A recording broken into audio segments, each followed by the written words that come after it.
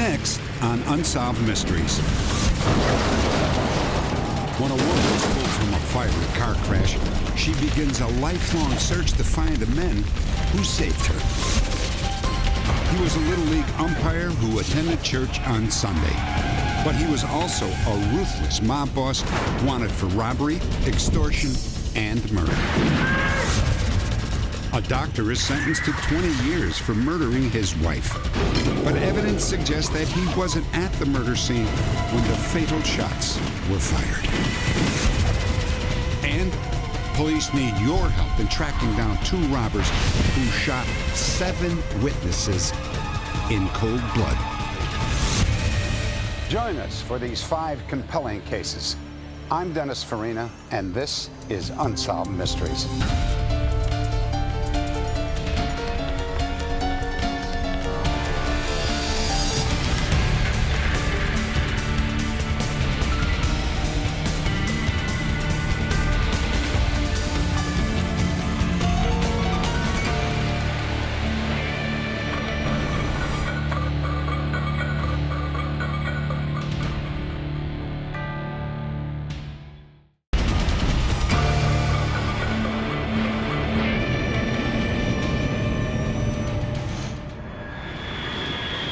Chicago, Illinois. Donna! Just a few days before Christmas in 1967, a 41-year-old physician, John Branyan, and his son Joby arrive home to pick up John's wife, Donna. The family was planning to go gift shopping together. Donna! Joby and I returned from nursery school and went into the house. And the first thing that struck me was all the lights were on and the 2 television sets were on. And I called out to Donna. I got no answer. And then when I got to the kitchen, I looked to the right and I could see feet, her legs really sticking out of the utility room. And she was dead. She wasn't breathing. Her legs were askew, and her skirt was kind of rookered up over her legs. I switched off the light and reached around and grabbed Joby and ran out of the back of the house. Dr. Branyan immediately called the police. 5 months later, he was convicted of first-degree murder and given a sentence of 20 to 30 years in prison. But John Branyan always maintained that he was innocent. I couldn't murder the mother of my children. I couldn't murder my high school sweetheart. Donna and I had known each other since the age of 14. I didn't murder her. I think it was extremely unfair. I feel that it was a setup. My father was railroaded because he didn't kill my mother. I think he's innocent because the evidence shows that he could not have physically been there at the time these events were going on. I think the jury was emotionally caught up in the case and just forgot or didn't pay attention to the evidence that overwhelmingly proved that John couldn't have been the killer. John Branyan was the son of a prominent attorney and worked at a community clinic. At one time, he was the personal physician to Dr. Martin Luther King Jr. Nothing about his life could have predicted the events of December 22nd, 1967. The Chicago police arrived at the Branyan home after being called by John. You noticed anything missing, anything that might have been taken from the apartment? Investigators found 4 shell casings from a 9mm gun that was next to Donna's body. Yes. John was a gun collector and says that the police asked him for any weapon in his collection that could have fired a 9mm bullet. He gave them a Luger pistol. Wait, Dr. Branyan. Let me get the gun. Police determined that the gun had not been fired recently. They later claimed that John had denied owning any other gun capable of firing 9mm bullets. Have a seat here, gentlemen. That same evening at the police station, John gave detectives his alibi. John told police that he had left the clinic where he worked at 11:30 a.m. Morning. Good. Listen, I'm on my way to pick up Joby. I won't be back anymore this afternoon. Merry Christmas. He then drove to his 4-year-old son's nursery school to pick him up. Well, here's your coat. After leaving the school, they went to see his wife's cousin, Maxine Brown, to meet her for lunch. Ready to go? Oh, goodness, I can't go. But she had to cancel. John told police that he then went home, and that's when he discovered his wife's body. Dr. Branion, did you submit to a lie detector test? John, I don't think that's such a good idea. No, but I would like to have a nitrate test, though. We don't have the chemical. A nitrate test could have determined whether he had fired a gun, but the Chicago police were unable to conduct the test. That night, John was released without being charged. 1 month later, the police showed up at John's clinic. Dr. Branion, you're under arrest for the murder of your wife. You'll have to come with us right now. I think that the police were under a great deal of pressure from the black press at the time. And I think they saw a chance because 85% of murders are committed by either the family or friends, close friends. They saw a chance to arrest me.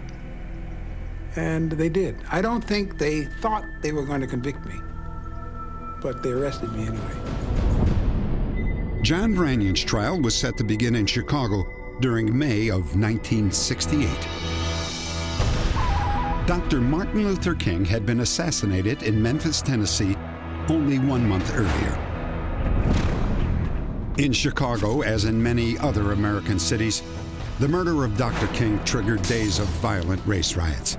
It was in this charged atmosphere that the trial of John Branion began. Would you state your name, please, sir? Only one of Branion's jurors was African American. Although the murder weapon was never found, prosecutors claimed that the bullets that killed Donna could have been fired from a Walther PPK. John had a Walther in his collection, but police said that he denied owning one. Detective testified. They went back to him and said, "Do you have a Walther PPK?" And he said, "No, he never had one." And it turned out that he had a Walther PPK had been sold about a year before to a man named Hooks, who was one of the good friends of Dr. Branion. Police then went to Hooks and asked him where his gun was, and he said, no, he bought that gun for Branion as a Christmas present the year before. Donna's brother, Nelson Brown, was among those who testified at the trial. Brown claimed that on the day that Donna was murdered, John had told him that the Walther PPK had been stolen from his bedside table. There were 2 guns missing. One was a PPK and the other was a collector's item worth. John said that during the confusion following his wife's death, he did not notice that the gun was missing. Show you now that which has been marked. Prosecutors introduced additional evidence. They said that the 4 shell casings that were found by Donna's body had come from a box of bullets that they found when they searched John's closet. 4 shells were missing from that same box. Finally, prosecutors claimed that John had a motive for wanting his wife dead. For 6 years, he had been having a romantic affair with a nurse at his clinic named Shirley Hudson. His wife knew about the affair, but they decided not to divorce. Our theory at the trial was that it was planned for why that day we don't know, to kill his wife, and that he was going to leave the hospital, come home and kill her, do it silently. When that didn't work, he used the gun. Then pick up his son at school, then pick up Maxine for the luncheon date that was made at the very last minute the night before. Have lunch, have an alibi for the period of time involved, and then have either someone or himself find the body and have a very good alibi. At the trial, prosecutors produced a motive for the murder, as well as physical evidence that suggested that John was guilty. But then, the trial took a surprising turn. While you were putting away the groceries, then it Coming up, one of John's neighbors provides strong testimony that he is innocent.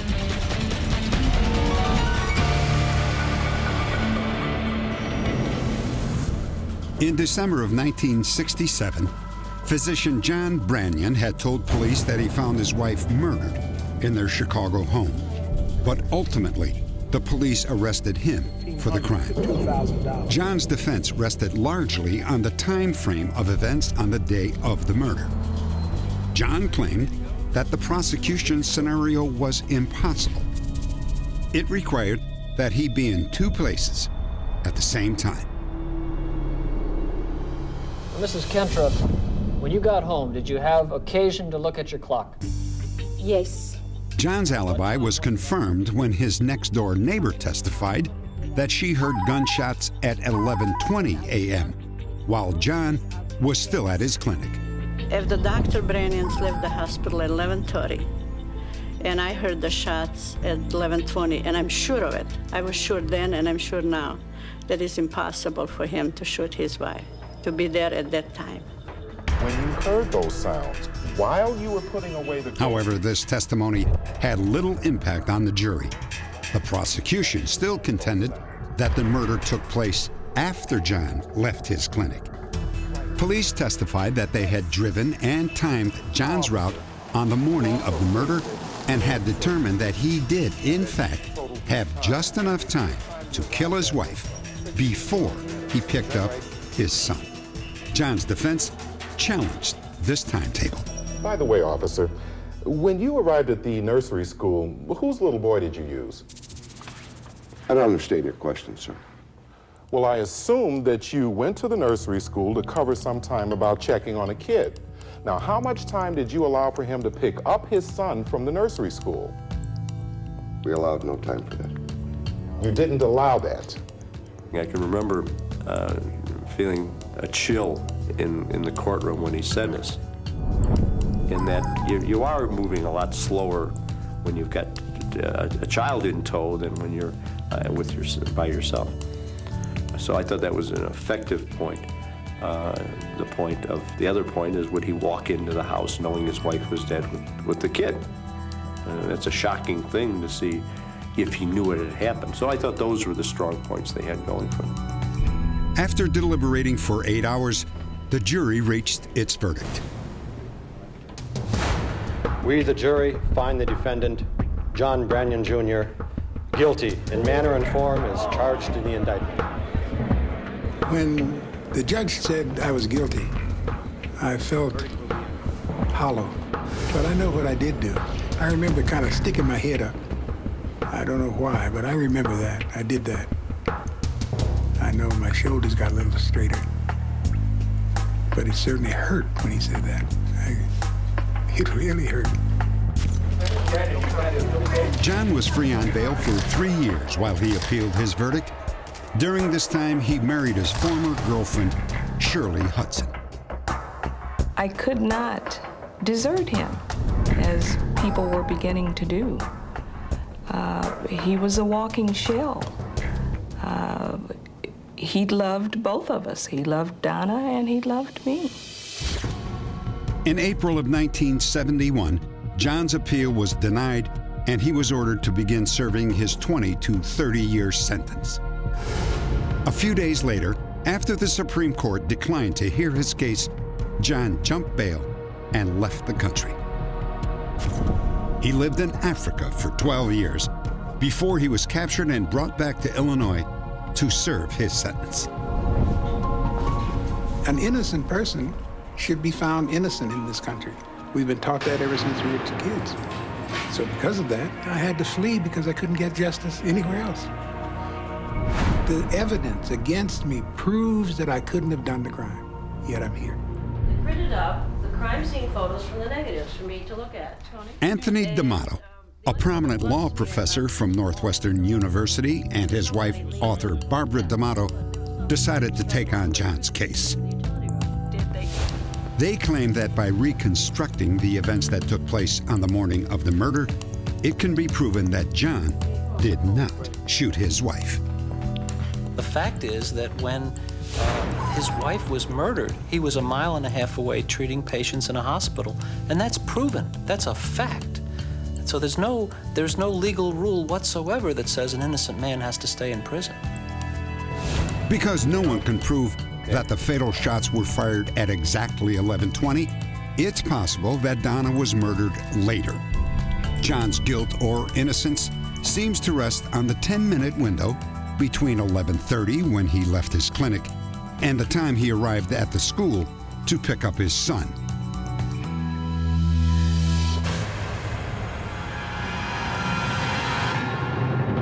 The trial focused on these details. John spent the morning of December 22nd at his clinic, where he saw 14 different patients. 4 times a day. At around 11:30, he left the clinic located here and stopped outside to talk with the hospital's administrator. He was next seen by a teacher at his son's nursery school, here, approximately 10 minutes later. In order to murder Donna, John would have had to drive home, shoot his wife, and then race back to his son's school, all in less than 10 minutes. No, there's no way the police could have made this in 6 minutes. The police testified that they got it down as low as 6 minutes, but they also said that sometimes it took them 12 minutes. Well, that's a huge disparity between 6 and 12. And I just wonder how they could have pulled off that 6 minutes. And they certainly couldn't have done it at a time when there were other cars on the street or pedestrians or snow or anything else like the conditions that John Branyan had to drive it in. Out of the bedroom and around the corner. More evidence that John could not have shot his wife came when the D'Amatos consulted pathologist Dr. Douglas Shanklin. Dr. Shanklin believes that he can prove that Donna Branyan was assaulted at least a half hour before John had even begun to drive home. It's very important to note that there were bruises and other marks on her body, the most particular of which is a groove in her neck. It was a very deep groove that began in the anterior neck and moved laterally and then disappeared behind, as though somebody was standing in back with a taut cord, not strong enough to strangle a person, but strong enough to hold them, to move their body as you wish them to move, and to restrain them from escape. And of course, as soon as he was shot, the cord was released, this groove stayed there. It's not going to continue to form after death because of the loss of circulation. It takes at least 15 minutes for such a groove to be formed, and possibly longer. So you've got a minimum of 15 minutes before the gun is used. The latest time and testimony for those sounds was approximately 11:25. So that pushes the beginning of the cord around the neck 15 minutes earlier, and seems to me that the crime began probably around 11 o'clock or a few minutes before that. I think Dr. Branyan is innocent of this crime because there were 2 people at least involved, one of whom held the victim for a period of time but could not have shot at the same time. Bang, bang, bang. She falls. So there had to be 2 parties to the final action of this scenario. By 1989, John and the D'Amatos had exhausted all their appeals. John's only hope was clemency from the governor of Illinois. On July 4th, 1990, John Branyan was admitted to the hospital after doctors discovered that he had a brain tumor. In August of that year, the governor of Illinois granted clemency to Branyan in consideration of his failing health. John Branyan died 1 month later. Coming up, the search for 2 robbers who killed 4 people in the holdup of a bowling alley. And later, a cold-blooded mob boss orders his henchmen to shoot patrons of a rival business.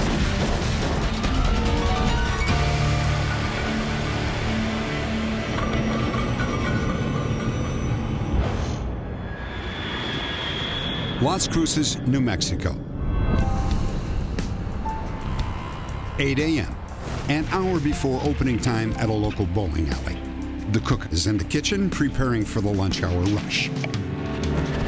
The day manager, Stephanie, is adding up the previous night's receipts. Her 12-year-old daughter, Melissa, and Melissa's friend, Amy, have come with her to the office. This is Sultan. Come with me. At around 8:20, the cook is surprised in the kitchen by a stranger with a pistol. He forces her towards the office where Stephanie and the girls are being held by a second gunman. As I went in the office, I saw Stephanie and Melissa and Amy. Where's the rest of the money? It's in there. Well, I just thought they're gonna get money and take off. Especially when they told us, all of you put your heads down. The second gunman takes $4,000 from the safe. Heads down. Heads When down. he said that, I thought, these guys are leaving, So we did. And that's when I felt they had shot me in the head. Get inside. Get in the corner. Just seconds later, employee Stephen Turan arrived at the bowling alley with his 2 young children.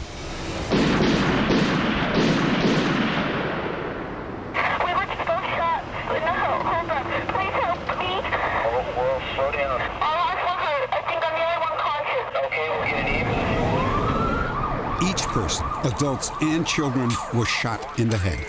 Stephen, his 2 children, and Melissa's friend Amy were all killed by the robbers. Stephanie, Melissa, and the cook all survived this vicious attack. We assessed the scene immediately. We canvassed the neighborhood, and thank God that we were able to come up with a couple of witnesses that were able to give us some pretty decent composites. One of those was Stephanie's brother, who we'll call Michael. He had stopped by the bowling alley on his way to school. I saw 2 Hispanic gentlemen walking from the back of the building towards the front.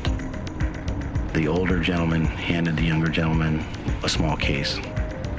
The older gentleman squats down and looks right at me as I'm driving towards them. I took notice of what they were wearing, their descriptions, hair color, skin, eyes. Based on eyewitness accounts, police drew up these composites of the killers. Suspect number 1 is Hispanic, 5 feet 10 and about 170 pounds. He speaks perfect English with no Spanish accent. Suspect number 2 is also Hispanic, 5 feet 7 and about 140 pounds. He speaks with a slight Spanish accent. If you can help solve these brutal murders, please log on to our website at unsolved.com.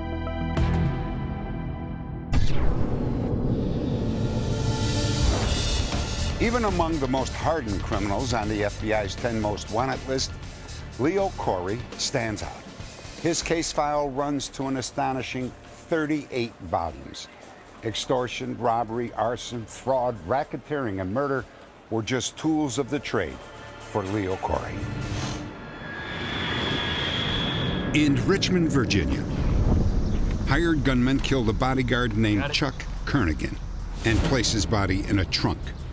Police later discovered that the killers had driven the trunk to the Rappahannock River, weighed it down with a bumper from a 1957 Chevrolet, and threw it overboard. Kernigan's body was never found. Authorities believe that local businessman Leo Curry was responsible for this contract killing. This same Leo Curry was a volunteer softball umpire and active in his local church. He was married with 4 children and a member of the American Legion. Leo was a nice guy to many people. There are people that are close to him that characterize him as a caring, sensitive individual. However, our investigation turned up another Leo Corey, and that is the leader of a racketeering enterprise who made a living committing crimes. Curry was a fiercely competitive restaurant owner. He tried to force his rivals out of business by sending his thugs to terrorize their customers.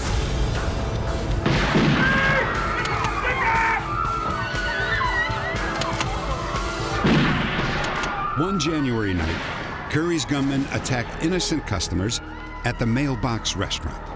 1 person died and several were injured. The FBI suspected Curry was responsible, but could not indict him because his inner circle was too loyal.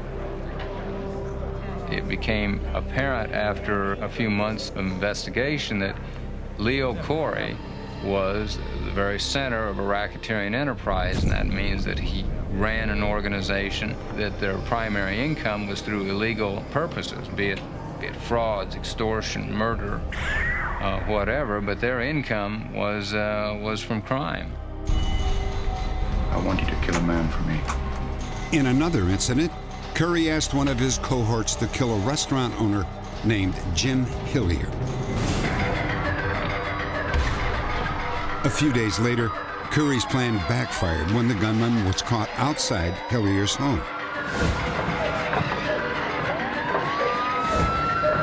Thompson, get him up!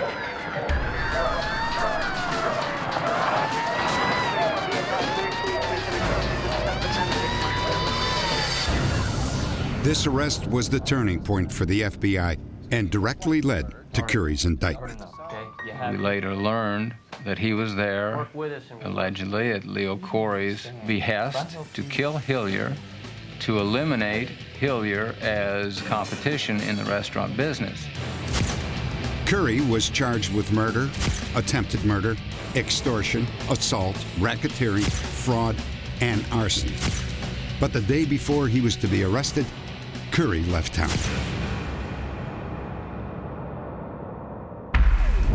Update. 13 years after Curry was indicted, a man calling himself William Franklin Biddle was admitted to a San Diego hospital. The next day, the man died of a brain hemorrhage. The hospital received a tip claiming that the man was actually Leo Curry. The FBI made a positive ID and finally closed a file on one of the most elusive fugitives in American history.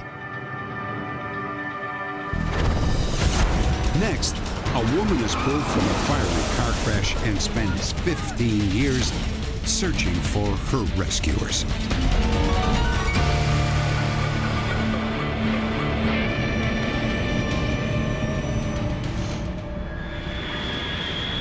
Newport, Rhode Island. Hi, Colleen. This is Colleen Frangione. She's been paralyzed for more than 30 years. Colleen is a very special woman with a very simple message. The rest of your lives. It's very simple. Buckle up. I didn't. It's my slogan, my She motto. has spoken about driver safety to more than 10,000 high school and junior high school students. But driver safety isn't Colleen's only mission. She's also searching for two heroes, the men who pulled her from a burning car and from certain death. Colleen was 26 years old, recently divorced, and struggling to support two young sons. One night, she was driving home from an evening out. Just before 1 a.m. at a traffic light, Colleen came to a full stop. But the carload of teenagers behind her did not.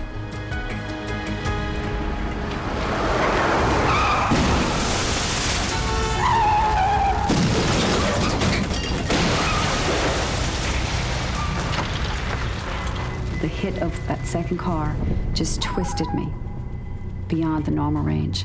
And that twist was so forceful that it broke two lower vertebrae and severed my spinal cord.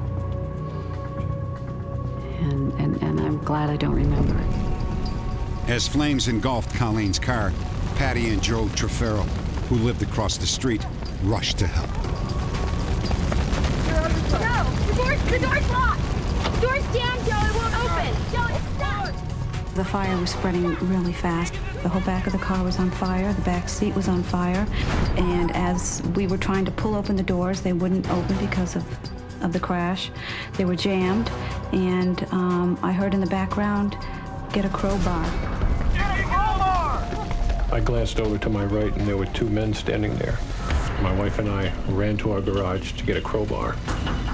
The time while we were gone, I believe either one or both of those gentlemen pulled Colleen from the car and brought her up onto the sidewalk.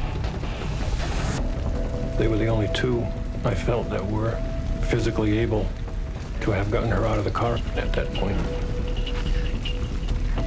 She's in shock. Guys, call 911 and get a blanket. When we returned, there was a woman there, must have had some type of nursing background, that said that she was in shock to get her feet up. And shortly after that, the entire car was in flames.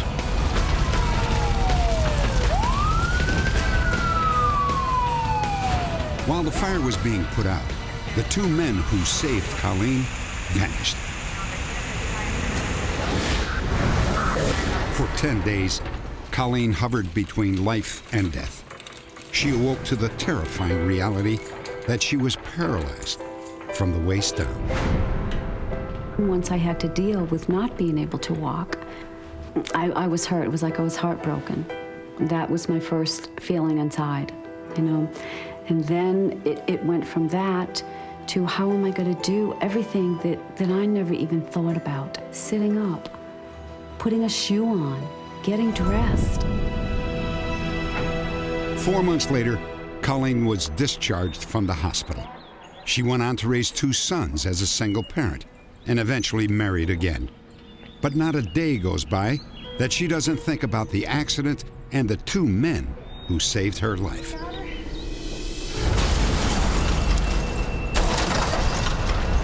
How lucky only to be paralyzed.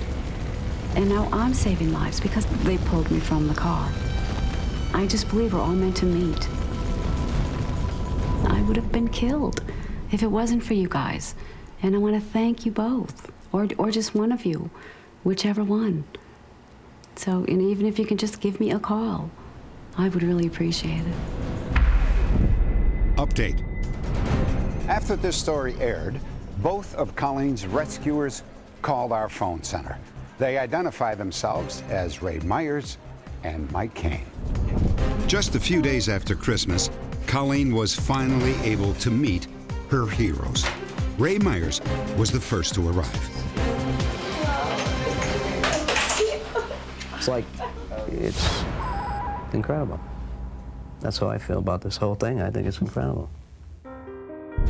Half an hour later, Mike Kane showed up. Hi. Mike? Mike, oh, gosh, how nice to meet you. Thank you so No much. surprise, why 15 years later, I tried to imagine what you looked like. why, why? I do that when I don't know. But when she said she wanted to thank the people, after I spoke to her on the phone, it was like, this lady is really sincere, and that's what she wanted. She wanted to thank us. What's your name?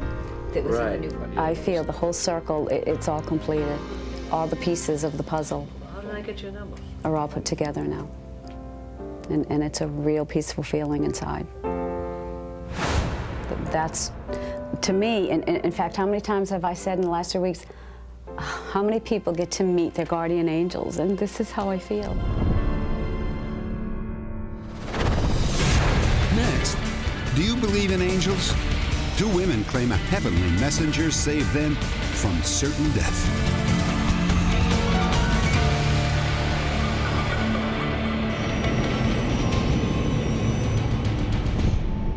Painted Desert, Arizona. Janie Shammo is one of those who believe that angels watch over us all the time. When Janie was 14, she was vacationing with her brother and sister-in-law in Arizona. I had gotten a new camera for the trip, and I was curious to get some good photographs, and I can remember leaning up against the guardrail, focusing the camera, and thinking, if I just got on the other side of this guardrail down there a little bit, it would be a much better photograph. At that same moment, Janie's mother, Shirley, who had stayed home in Michigan, was sitting down to read her Bible as she did every day. I really felt that I was led by the Holy Spirit to read Psalm 91. And I began sobbing, just sobbing, because I knew Janie was going to die. I didn't know why or how, but I knew she was going to die. Alfred! Alfred! Janie's falling! Janie! She's gone over the edge! Suddenly, I just stopped. And I can remember thinking, I'm so glad I stopped, and thinking, what stopped me? I was afraid. I was scared that there was no way I was going to get back up to the top. I could not see the top. I couldn't hear my family yelling for me. I knew I had to be very careful or I would start falling again.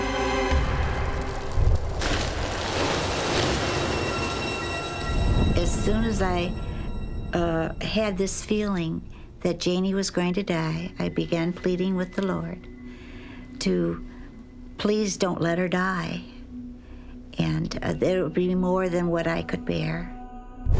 I continued to read Psalm 91. It said, "And he shall give his angels charge over thee, to keep thee in all thy ways. And they shall bear thee up in their hands, lest your foot dash against a stone." And then a peace just came over me, because I believed it.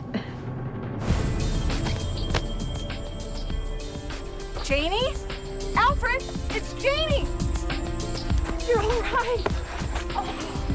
Oh, Janie, what happened? I don't know. I fell a long ways. I don't even remember coming back up.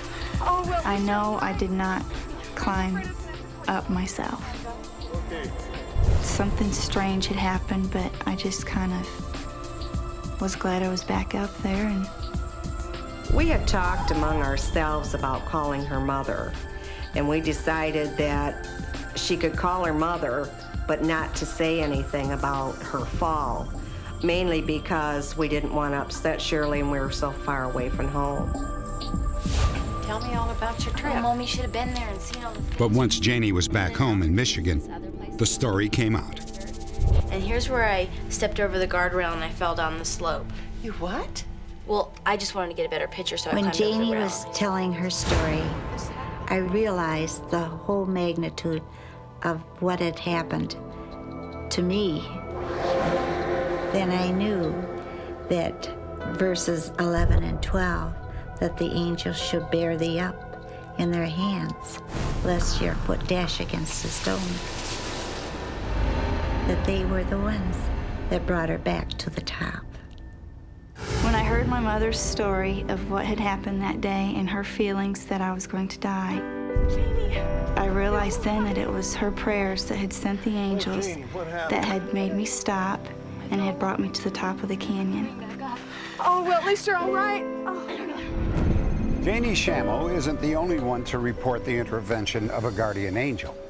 In another account, a woman named Estella Vera claims that she actually saw the angel who helped her. Riverside, California. On a Saturday afternoon, Estella Vera and her two grown children were on their way home when they saw an ice cream truck being robbed. While Estella's daughter ran to call the police, her son rushed to help the truck driver. He and another man were already fighting a large, muscle-bound assailant.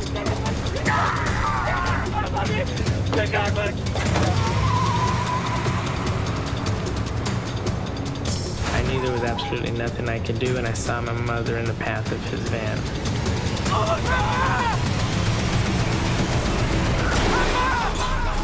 I knew she was in between the two, so I think instantly I thought she was dead.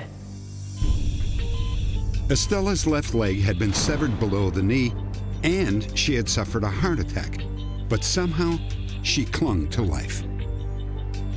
The first time I saw my mother after the incident, I could not recognize her. Her face was completely swollen, and we were just waiting for any word whether or not she would even survive. Estella drifted in and out of consciousness for the next several days. Finally, she woke up. He's okay, he's right here. It's good to hear your voice, Mama. Did you see the man by the truck? Don't worry, Mama, he's in jail. No, the other man, surrounded by light, in front of the truck.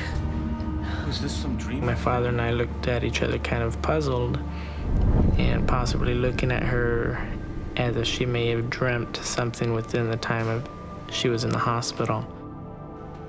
But Estella insisted that she had not been dreaming. The story she tells is truly astonishing.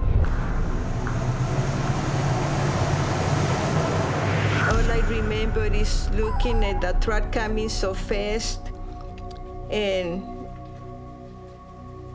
just with all my heart, I said to God, God, please don't let me die.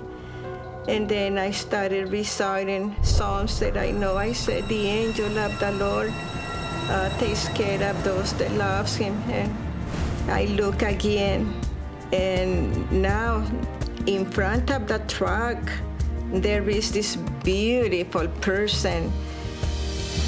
He looks so peaceful, so beautiful. He has the most beautiful smile. You could see him like in slow motion. Immediately, I forgot about the ice cream truck. I forgot about everything that was happening. All I remember was this beautiful face, and then I grabbed his hand. I put my face over his hand, and I would go like this. And I remember a couple of times I opened my eyes to look at his face to be sure that he was there. And I could see him right over here looking at me with a big smile. I believed her. She was very sincere, very excited, very sure of the fact that the angel was there. Estella has no doubt that she is alive today because she was visited by her guardian angel. I cannot really explain this beautiful experience. I have no doubt in my heart that God sent an angel to save me. I ask everyone, if they saw this beautiful person pulling me to the side and helping me, nobody knew what I was talking about. But I knew that it was true, that God sent an angel to save me.